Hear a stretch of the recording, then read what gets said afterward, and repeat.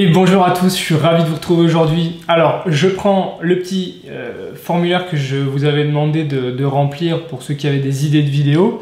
Et je vois qu'il y a eu pas mal de réponses. Et donc aujourd'hui, on va traiter une des questions qu'il y avait dans ce formulaire. Et cette question, donc je vais vous la lire. Alors, elle est pas forcément, la phrase n'est pas forcément bien tournée. Mais en gros, c'est les impacts sur le corps des différents types de sports. Lesquels éviter, lesquels privilégier. Merci Julien. Alors c'est une question qui est très intéressante, tout simplement parce que j'ai une approche un petit peu particulière par rapport à ça. C'est que je n'interdis strictement rien à mes patients, à part si voilà, ça leur fait mal. Et même si ça leur fait mal, je ne leur interdis pas, je leur propose d'aménager, de réadapter un petit peu l'activité sportive qu'ils sont en train de pratiquer. Pour vous raconter une histoire, c'est une histoire que je pense tous les ostéos, enfin beaucoup de thérapeutes connaissent, que même vous devez connaître.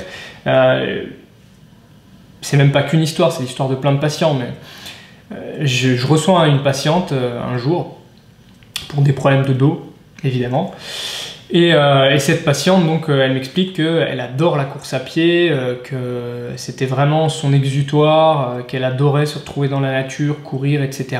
Et puis, elle a passé cette radio du dos, et en passant cette radio du dos, le radiologue ou le médecin lui a dit que plus jamais elle pourrait courir, que la course à pied c'était très mauvais pour son dos.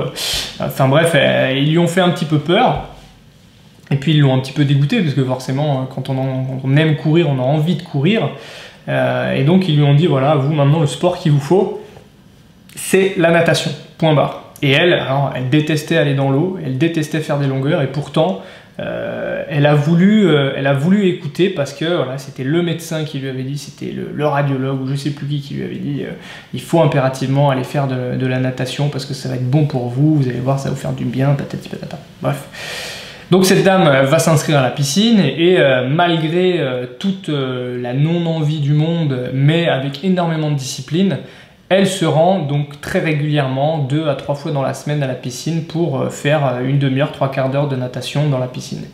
Évidemment, ça n'a pas beaucoup changé son mal de dos, ça a un peu amélioré quand même parce que ça l'a fait bouger, mais voilà, elle se régalait pas, elle se régalait pas. Et puis bon, un jour, cette dame, elle vient me consulter. Parce que pareil, elle avait mal au dos, donc on s'occupe du dos, et elle m'explique cette histoire. Et je lui ai demandé si elle avait recommencé à courir, si elle avait retesté. Elle me dit, non, j'ai pas recommencé, j'ai mal. J'ai dit, moi, ce que je vous propose, c'est qu'on tente quand même. Je veux dire, c'est dommage quand même d'arrêter, alors que la course à pied, d'une part, c'est pas mauvais pour le dos, ni pour les genoux, ni pour le dos, et qu'il faut juste certainement adapter un petit peu, d'une part, la reprise, la quantité, enfin le volume d'entraînement et l'intensité de l'entraînement pour bien faire, quoi. Et cette dame, donc, comme pas mal d'autres, elle a recouru et elle n'a pas eu plus mal au dos que ça en courant. Voilà. Donc là, elle recourt, elle est toute contente et ça a permis justement d'améliorer ses maux de dos, tout simplement parce qu'elle faisait quelque chose qui lui faisait plaisir. Donc, les impacts des différents sports sur le corps. Donc, par exemple, tous les sports à impact, comme la course à pied, effectivement, il peut y avoir des cas où ça génère des douleurs, où c'est pas confortable, mais tout va dépendre de la relation qu'on va avoir avec le sport. Il y a des sports, par exemple, comme le rugby, où là, effectivement, il peut y avoir... ou la boxe en compétition, où voilà, là, il y a énormément de chocs, où c'est très traumatisant pour le corps. Donc là, pour le coup, effectivement, ça nécessite en tout cas une très bonne optimisation de la récupération derrière. Mais si c'est dans le cadre d'un loisir et pas dans le cadre d'une compétition, je veux dire, dans l'absolu de l'absolu, vous prenez pas le chou. Faites ce que vous avez envie de faire, et si effectivement il y a des douleurs, auquel cas il va falloir adapter un petit peu l'entraînement. Donc il faudra voir ça soit avec votre coach, soit éventuellement avec un professionnel de santé compétent qui aime le sport, qui a envie de vous aider et qui ne va pas vous faire peur. Et non, les ostéos ne sont pas forcément les mieux placés pour vous conseiller, ni les kinés, il faut trouver quelqu'un de compétent là-dedans qui aime ça.